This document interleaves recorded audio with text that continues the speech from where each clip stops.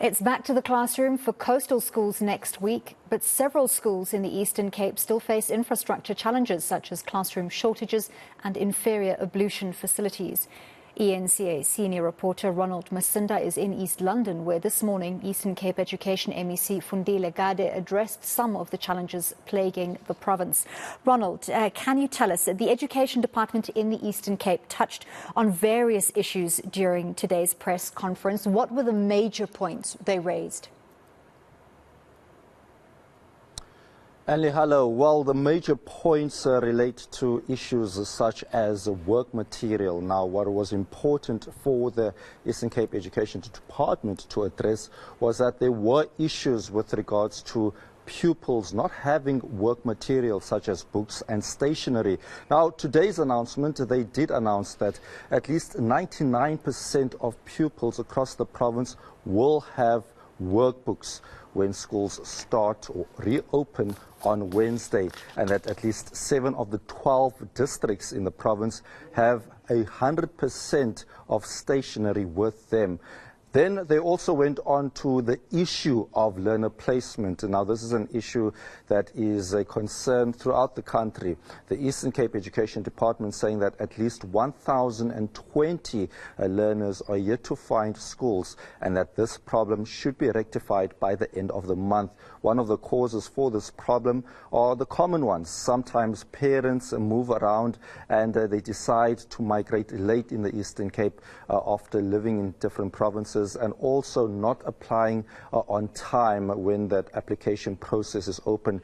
Another issue, and one of the biggest concerns, is the issue around scholar transport. And now, scholar transport, there have been concerns ahead of schools reopening.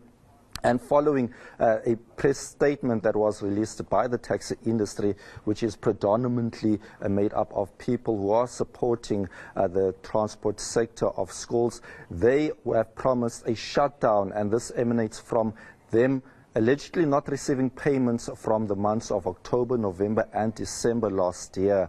And now the Eastern Cape Education Department saying that there will be a meeting with various stakeholders, including the Eastern Cape Transport Department, with regards to sorting out this very important issue where over 100,000 children or pupils benefit from scholar transport in the province. The other important issue is the issue of the nutrition program. Now, given that the Eastern Cape is one of the poorest provinces in the country, many children rely on food at schools, and this program is expected to support well over 1 million pupils. Ronald, the Education Department in the Eastern Cape is concerned about the issue of vandalism at schools. It's not something isolated to that province. It happens all around the country, especially during vacations. What did some of the communities tell you about the levels of vandalism at schools? So we visited a school by the name of Alphindale High School, and this is a school that has been vandalized repeatedly during the festive season. When we spoke to community leaders there, they were telling us that these criminals just come inside the school carrying pangas or knives, and they go there to threaten security, and security, they then decide to leave the school. And the school has been vandalized, so much so that the school will be without electricity and water when schools reopen on Wednesday. It is an issue that has been raised with the Department of Education here in the province. The department saying that one of their key drivers is not only to ensure that there are some form of security, but also the issue of fencing, and there are around 191 schools that require fencing. There are issues in schools in Gqeberha, for example, where around 44 schools have been vandalized. There's also been issues here at the Buffalo City Metro with regards to vandalism. We heard from the HOD of the Eastern Cape Education Department. This is what he had to say on the matter. I think it's not major things that have been vandalized, but we need to invest in terms of refurbishment of those schools to be ready, but they'll be able to open. It's not that they have been just ripped off. In majority of cases, they target your electric cables, they target your copper, pipes. So that's what is being targeted in these schools, and they target either computer labs. So that's what is majorly targeted by the criminals. But we'll be able to open those schools. Ronald, we know in these instances of vandalism, certain processes need to be followed in order to assess the damage, find the right solution, and before that solution can then be provided.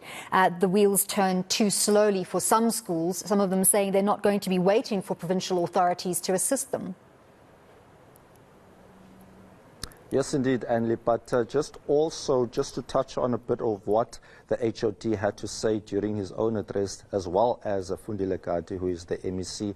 They also admitted that, the department has also gone through its own financial constraints. And late last year, they issued a statement where they said that they will no longer be providing funding to some service providers of goods and services. And this was, in a way, seen as a way of trying to save much needed money. But this is a vast province with over 5,000 schools, public schools, that is.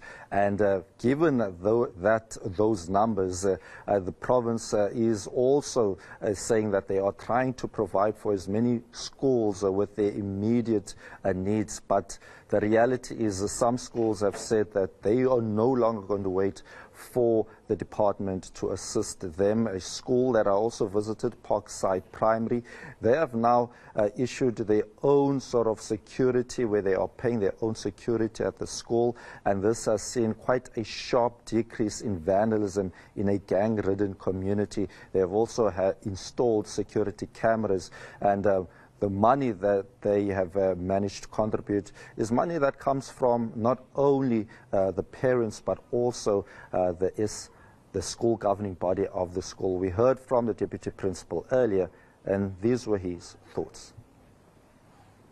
What the HB did, they learned a big lesson, is that they had to have security. The one, we asked security from the department. They supplied us with one permanent security, and then the others the HGB had to put in place. And our main problem is here during the evening.